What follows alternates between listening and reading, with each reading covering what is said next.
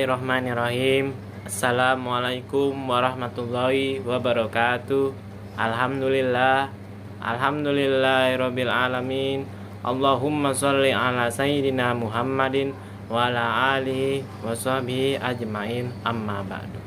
Ya, kembali lagi dengan saya Lazman Auzan. Pada kesempatan kali ini, dalam 7 menit ke depan, saya akan membawakan kajian materi dengan judul Etika Jurnalistik dalam Al-Quran, yang saya kutip jurnalnya dari Jurnal Ilmu Usuluddin Esensia, volume 15 02 tahun 2014, karya Limatus Saudah, pada halaman 164. Kebebasan dalam jurnalistik sangat diperlukan untuk mencapai tujuan yang dikehendakinya, yaitu menyampaikan dan menyebarluaskan informasi apapun itu informasinya. Namun untuk menjaga kepentingan masyarakat banyak, khususnya masyarakat awam dan bahkan keselamatan negara, maka dalam kebebasan itu hendaknya ada sebuah peraturan sebagai acuan atau pedoman dalam pelaksanaan kegiatan jurnalistik. Pedoman tersebut dalam istilah jurnalistik selanjutnya disebut dengan kode etik jurnalistik. Berbicara mengenai kode etik jurnalistik mengharuskan kita memahami etika terlebih dahulu. Menurut Hamzah Yakub, sebagaimana dikutip oleh Hamdan Dauli, etika adalah sebuah studi tentang formasi nilai-nilai moral dan prinsip-prinsip benar dan salah. Dengan begitu, etika jurnalistik berarti prinsip benar atau salah dalam jurnalistik sebagai upaya untuk membangun dan menciptakan sebuah nilai moral. Aminuddin Bashir dan kawan-kawan menyatakan bahwa jurnalistik yang beretika itu dapat ditelusuri melalui dua hal. Yang pertama ialah pesan atau informasi yang dibawa dan kesan yang ditimbulkan oleh kabar atau informasi yang diberitakan. Lebih lanjut, ia menjelaskan bahwa sudah semestinya pesan disampaikan dalam kegiatan jurnalistik ini adalah nilai luhur yang di dalamnya terkandung unsur-unsur albir atau kebijakan dan takwa sebagaimana disinggung dalam surat Al-Maidah ayat 2. A'udzubillahi minasyaitonirrajim. Bismillahirrahmanirrahim. Wa ta'awanu 'alal birri wat taqwa wa la ta'awanu 'alal itsmi wal udwan wattaqullaha innallaha syadidul iqab. Yang artinya, dan tolong menolonglah kamu dalam mengerjakan kebijakan dan takwa, dan jangan tolong menolong dalam berbuat dosa dan pelanggaran, dan bertakwalah kamu kepada Allah, sesungguhnya Allah amat berat siksanya. Jadi kita haruslah tolong menolong dalam mengerjakan kebijakan. Janganlah kita menolong sesuatu yang segala itu adalah perbuatan buruk.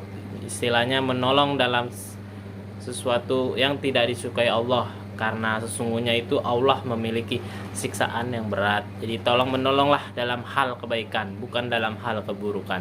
Berdasar pada ayat ini, maka sudah seharusnya informasi yang disebarluaskan melalui berbagai media pemberitaan itu berorientasi pada knowledge society yang dapat mendukung terciptanya kebaikan seperti pengembangan kepribadian menjadi lebih baik, peningkatan ilmu pengetahuan, persatuan umat, dan sebagainya, bukan malah menjadi provokator menuju kemunduran dan perpecahan.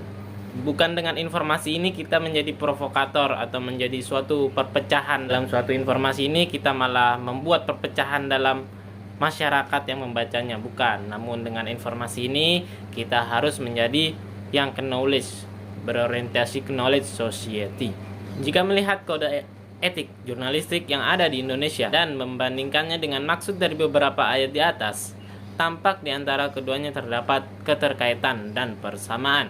Berikut KIJ yang disepakati Dewan Pers dan Komisi Penyiaran Indonesia Sidang Pleno 1 Lokakarya 5 pada tanggal 13 Agustus 2003. Wartawan Indonesia bersikap independen, menghasilkan berita yang akurat, berimbang, dan tidak beretikat buruk. Wartawan Indonesia menempuh cara-cara yang profesional dalam melaksanakan tugas jurnalistiknya. Jadi sebagai wartawan, kitalah harus profesional dalam melaksanakan tugas jurnalistik. Berdasarkan uraian di atas, dapat disimpulkan bahwa jurnalistik bukan hanya mencatat, menyampaikan, dan menyebarkan informasi, tetapi lebih kepada seni atau keterampilan menyampaikan berita. Jadi jurnalistik ini bukan hanya sekedar menyampaikan atau mencatat, tapi lebih ke seni keterampilan menyampaikannya. Jadi menyampaikan berita inilah yang disebut seni, bukan hanya sekedar mencatat atau menyebarluaskan informasi. Keterampilan ini sangat diperhatikan mengingat peran dan fungsi jurnalistik yang tidak remeh di masyarakat, yaitu sebagai agen pembaharu. Al-Quran dalam berbagai hal ternyata sudah mempraktekkan aktivitas jurnalistik. Tentu ini merupakan kabar gembira bagi dunia jurnalistik karena Al-Quran sangat tepat untuk dijadikan pedoman dalam urusan jurnalistik.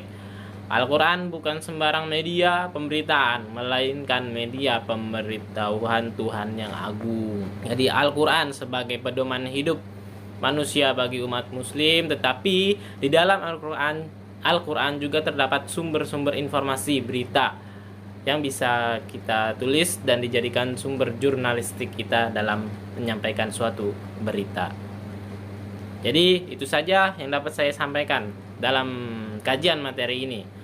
Wassalamualaikum warahmatullahi wabarakatuh.